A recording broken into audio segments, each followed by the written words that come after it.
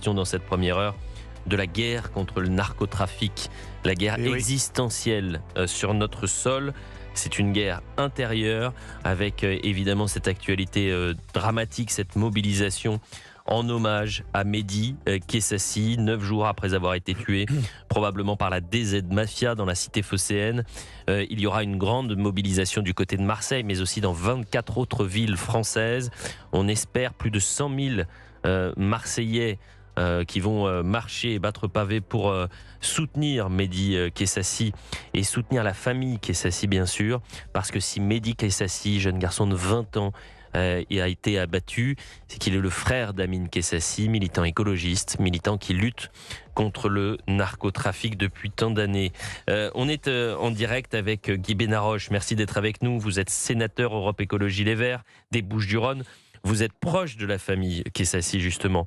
Et merci de réagir. Et on voulait vraiment vous avoir ce matin pour d'abord parler de Mehdi Kessassi. Vous qui connaissez la famille, que faut-il retenir de Mehdi Kessassi, Guy Benaroche? Bonjour, bonjour à tout le monde, bonjour à vos auditeurs. Je connaissais bien, je suis assez proche de Amine Kessassi, son frère dont vous avez parlé. Je connaissais bien aussi sa maman, qui était présidente de l'association de soutien aux familles de victimes du narcotrafic qui avait été créée par Amine et sa maman, justement. Quant à Mehdi, son frère, ils m'en parlaient très souvent parce que c'était une des fiertés pour montrer à quel point cette famille-là souhaitait, voulait et réussissait en fait à faire en sorte de s'intégrer à ce qui constitue les éléments principaux de notre République. Et en l'occurrence, son frère voulait rentrer, voulait être gardien de la paix, voulait rentrer dans la police. C'est ce qu'il comptait faire. Son autre frère aussi, d'ailleurs. C'était vraiment l'exemple vivant de ce que cette famille était par rapport aux endroits où ils sont nés, où ils ont vécu et aux drames qu'ils avaient déjà vécu avec le meurtre, l'assassinat même, on va dire, du premier frère d'Amine Kessassi.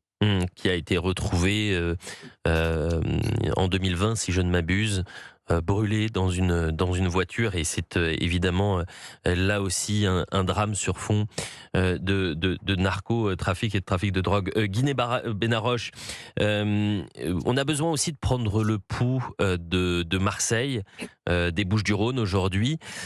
Pourquoi ? Parce que on a depuis 9 jours la sensation qu'on a vécu un fait narco-terroriste, c'est-à-dire qu'il y a vraiment un effet de sidération, de peur. Et d'ailleurs, la question qu'on pose aux auditeurs d'Europe 1, c'est sur le narcotrafic, que ce soit à Marseille, mais dans toute la France.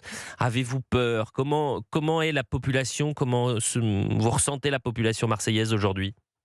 Écoutez, je ne pense pas qu'on puisse dire que la population globalement a peur. Ce qui est certain, c'est qu'il y a un nouveau stade qui a été franchi. Vous savez, j'étais membre de la mission d'enquête du Sénat sur le narcotrafic qui a abouti à des préconisations dont une grande partie ont été reprises dans la loi qui a été votée récemment et qui est en train d'être appliquée aujourd'hui, en ce moment, par les ministres et par le gouvernement. Alors, le narcotrafic, il est très prenant, pas qu'à Marseille, il est très prenant partout. Il essaye en fait de diriger la société ici et là pour lui permettre d'obtenir les meilleurs gains financiers, puisque c'est la raison de vivre des hauts du spectre du narcotrafic, c'est bien entendu le revenu qu'ils en tirent.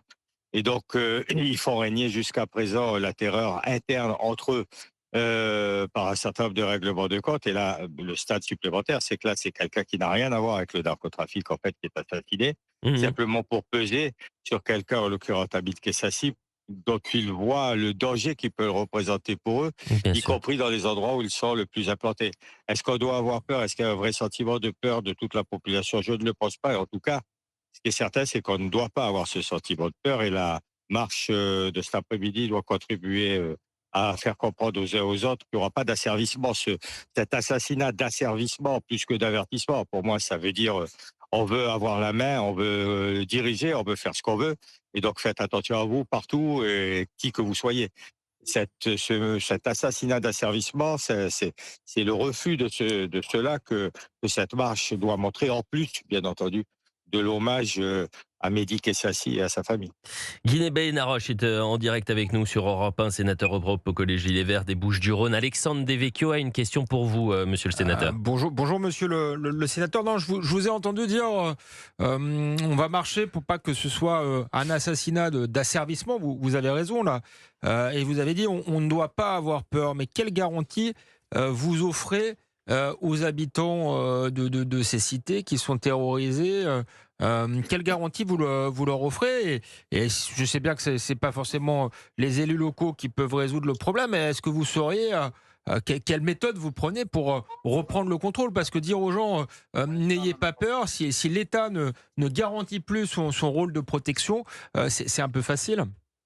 Vous avez tout à fait raison. Ça suffit pas. C'est juste un symbole qu'il faut marquer, un cri qu'il faut donner, et c'est important aussi. Mais après, bien entendu, le problème entre guillemets de cette loi, c'est qu'aujourd'hui, je vous ai dit, beaucoup de choses ont été mises en place ou sont en train d'être mises en place par l'État au niveau policier, au niveau judiciaire, au niveau financier, au niveau diplomatique, pour lutter contre le narcotrafic et son organisation criminelle au plus haut niveau. Mais en même temps, bien entendu, il y a toute une partie qui n'a pas été vraiment développée dans ce texte. Je l'avais noté finalement avec un encart dans la mission d'enquête du Sénat. J'avais rajouté quelque chose à ce niveau-là et je l'ai dit souvent pendant l'étude de la loi.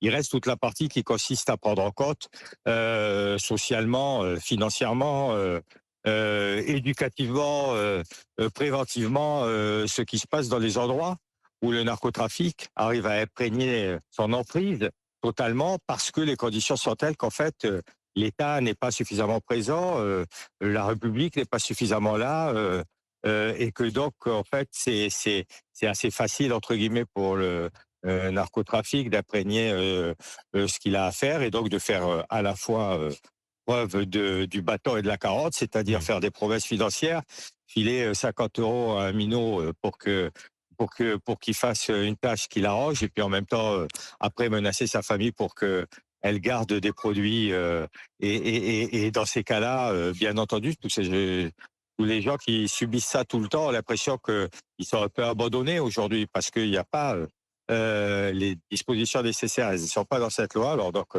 je suis en train de bâtir avec un certain nombre d'entre nous une sorte d'ajout à cette loi, c'est-à-dire de dire, ben voilà, voilà ce qu'il faut faire aussi sur la prévention, voilà comment il faut faire pour sortir les gens qui sont victimes de menaces dans une cité de leur cité, pour leur permettre d'aller ailleurs, de ne pas subir en permanence ce qu'ils ont à subir.